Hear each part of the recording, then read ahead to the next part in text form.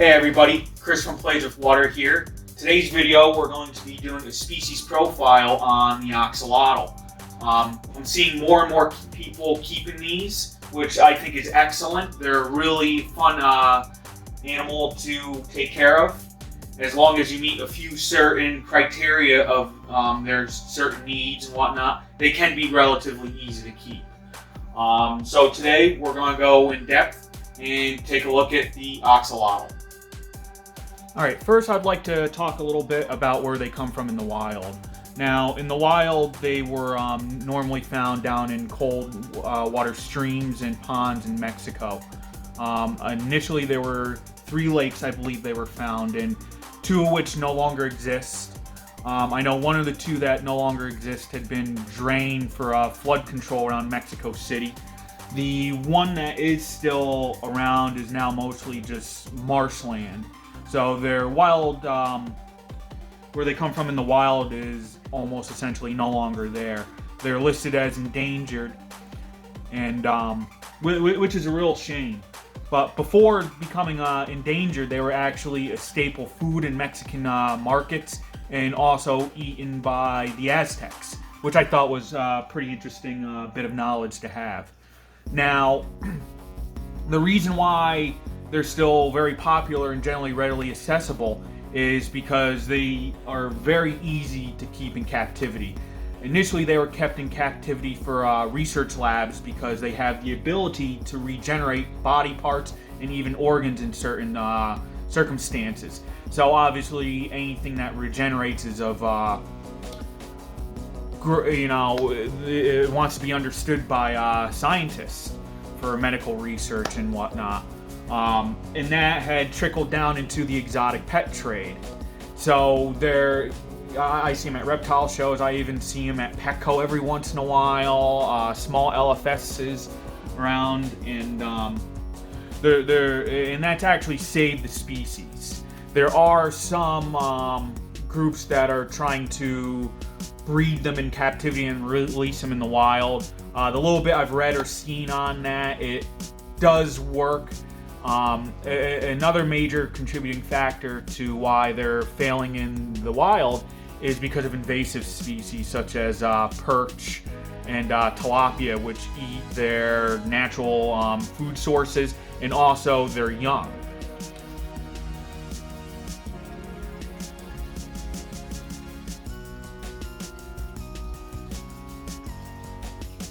Okay, here we have Newtonian, my male lewistic axolotl.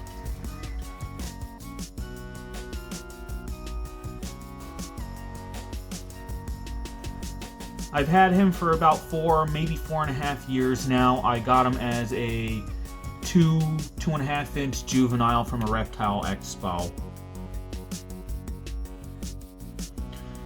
He's currently coming close on 12 inches now. That's generally what I've heard for the most part. How large they get is around 12 inches. Some people have said 13, 14 inches, but I haven't seen one in person. Doesn't mean they're not out there, but generally, 11, 12 inches is what you're looking to get. So you want an aquarium that is going to be able to suit an animal that's going to get that large. This is a 30, maybe 33 gallon tank. It's 3 feet long, 12 inches deep, and 12 inches tall. I would like to upgrade to something a little bigger, but mine seems to be doing just fine in there. So speaking of their diet, in the diet they eat insects, small crustaceans, small fish. They're carnivorous, so pretty much anything that they can, fit in their mouth. And in some cases, they can't fit in their mouth. We'll go into a little more depth into that later on. But they are also one of the few species that does not metamorphosize into a full-blown adult. They are related to tiger salamanders, which have, the normal life stages of most amphibians, egg, larva, juvenile, and then adult. But unlike tiger salamanders, axolotls never metamorphosize into that adult stage. They still have their gills and spend their entire life under the water. I have seen and heard of sometimes axolotls metamorphosizing into adults, but once they metamorphosize into an adult, A, they're much more susceptible to disease, and B, they're sterile. They can no longer breed. I can't contest to that. Those are just sources that from what I've read about on these animals. So let's get a little more in depth on housing. They can be housed as adults together. Generally, a 40-gallon breeder would be enough for 2.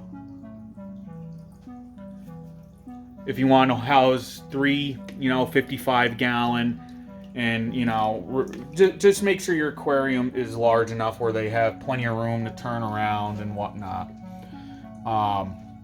Temperature requirements for these guys is between 65 to 68. Any colder than that, it slows down their metabolism.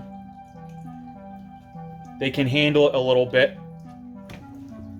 And anything above 75 degrees will kill them. They will not do very well. So that's probably the hardest part about keeping this animal, is keeping them cool.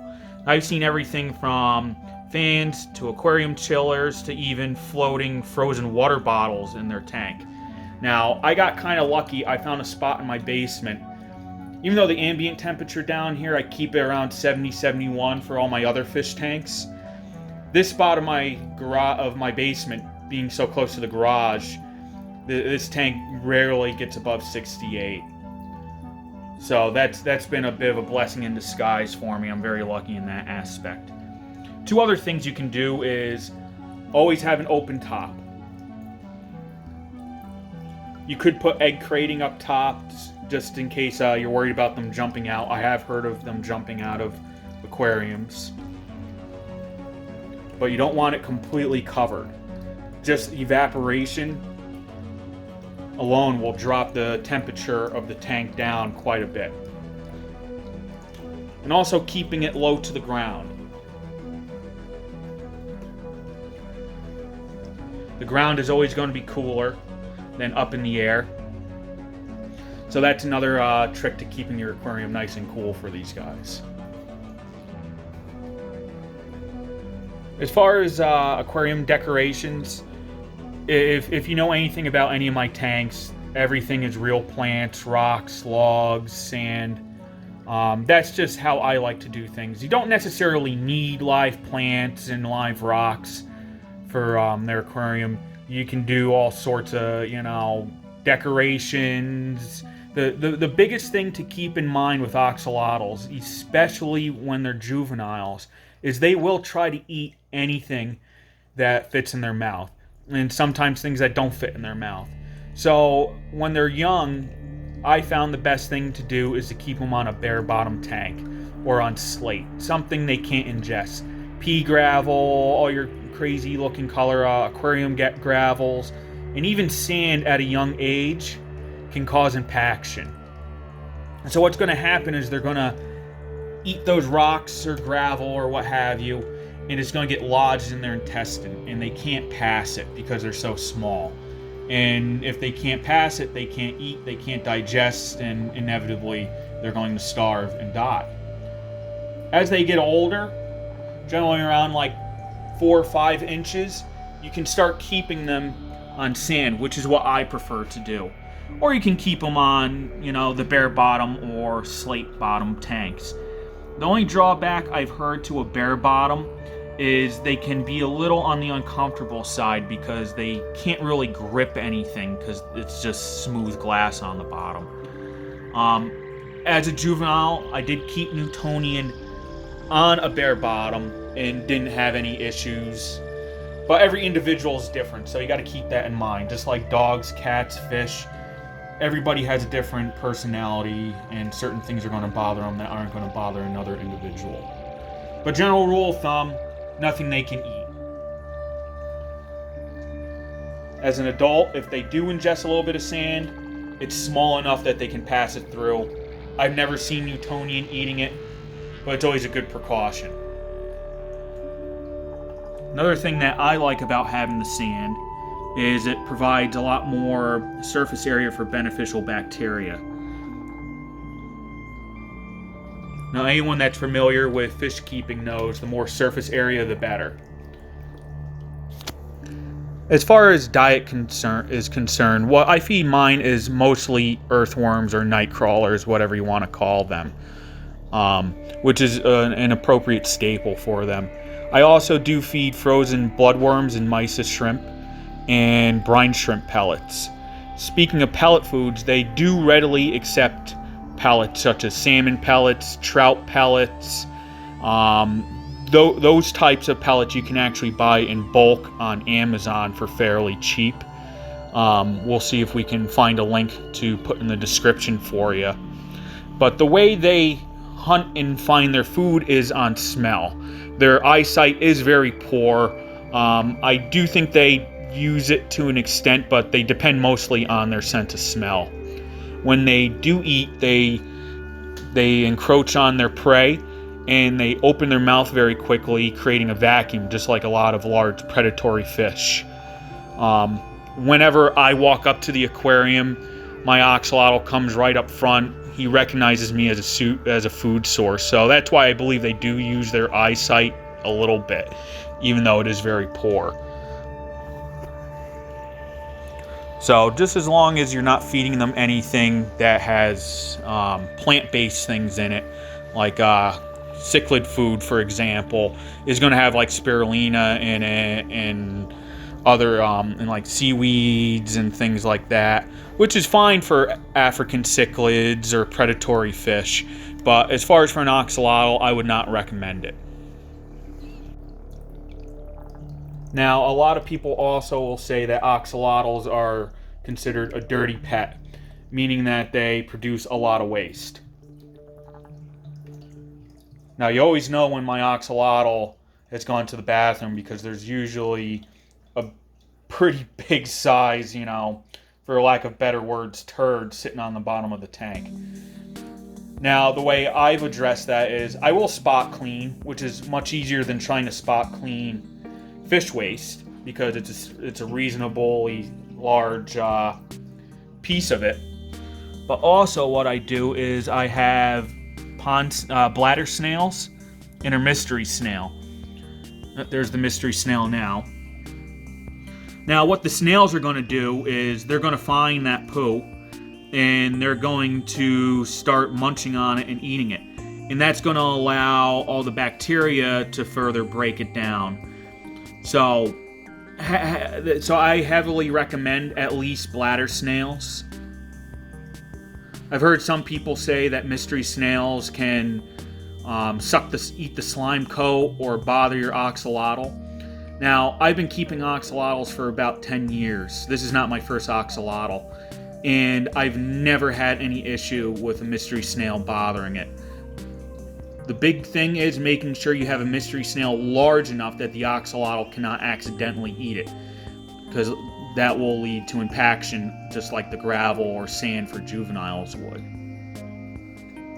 But I definitely recommend putting at least some sort of small cleanup crew in there. You could even do ghost shrimp. They may get eaten by the axolotl, but that's okay. It's kind of a natural food for them, is live food.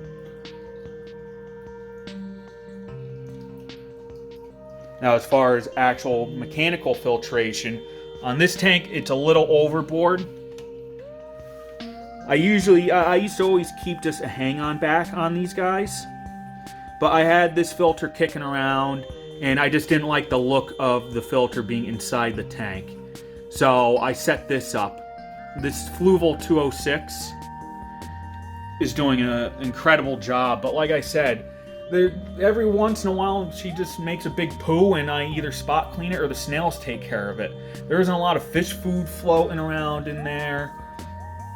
That's going to cloud up the waters. That's why there isn't even all that much algae in there between the snails and the lack of nutrients in the water from the plants. So monster filtration is not needed, but adequate filtration is definitely, just like any other water living species of animal, they need clean water.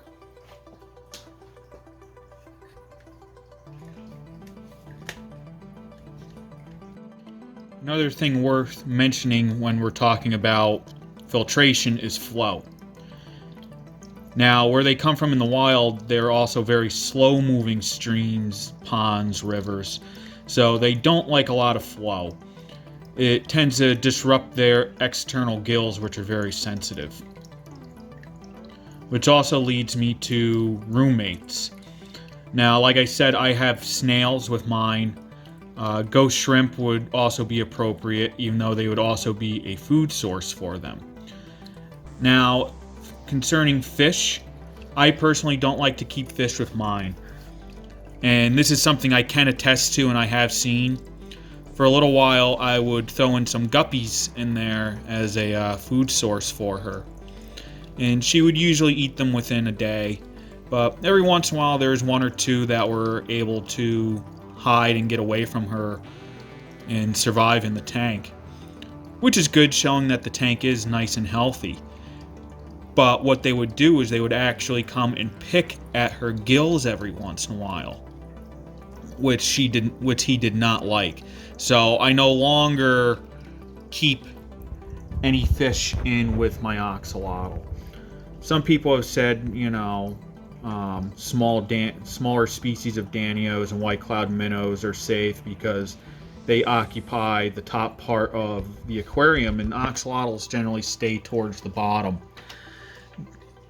But just a word of caution, I would not recommend it. And any fish are going to cause more of a bioload in your tank too, so that's something to keep in mind. Now, another cool thing about axolotls is the varieties that they come in. This one is a lewistic, meaning that they don't have a lot of pigmentation, but they still have some eye coloration. There are also albinos, there's wild types, and all sort. I've seen black, I've seen golds. There's a whole bunch of different color morphs. My first one was called a wild type. They're kind of like a greenish brown, and that's supposedly what they generally look like when they were in the wild. This one I got is probably one of the more common ones that you see them as, or is the lewistic. Some are also bred to have very long gills. The gills on mine aren't particularly long, and from my research, that can be for the main reason that if there's a lot of oxygen in the water, they don't need as much gill surface to absorb that oxygen.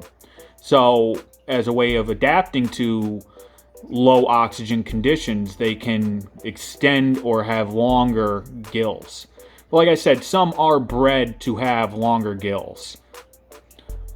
And also from my research, I haven't seen anything saying that's a bad thing to be bred with longer gills. And they are pretty cool looking. Some of these gills I've seen are just massive, and the animal almost looks fake. It is so cool looking. And so to wrap up the species profile on the axolotl, they are a lot of fun. They're one of the coolest animals you can have. The few times I've had friends and family over in the fish room, it doesn't matter what else I have in here. I got a big African cichlid tank. I got aquascape tanks with shrimp in them, bearded dragon, tree frogs, but everybody always gravitates to the axolotl. I could have a pet polar bear in the corner of the room, and they would pay no mind to that polar bear. They always want to come over and see the axolotl.